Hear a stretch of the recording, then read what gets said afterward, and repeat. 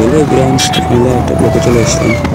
আজকে ব্লগটা হচ্ছে যে আজকে হচ্ছে পার্কে, Bordas eco park, Rajnagar, south Tripura.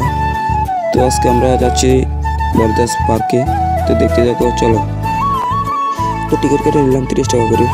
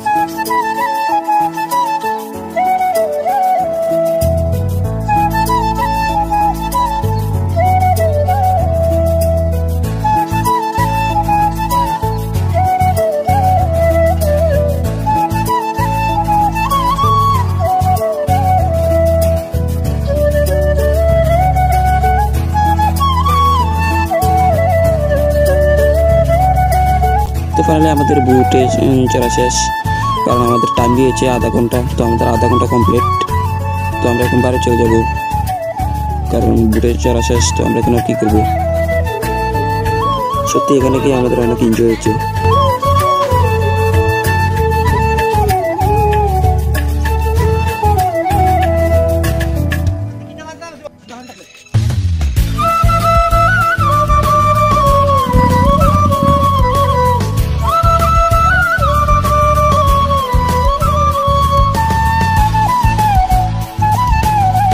তো আজকে ব্লগটা এই পর্যন্তই। কেমন হয়েছে অবশ্যই কমেন্ট করে জানাবে, আর পারলে একটা শেয়ার করে দেবে।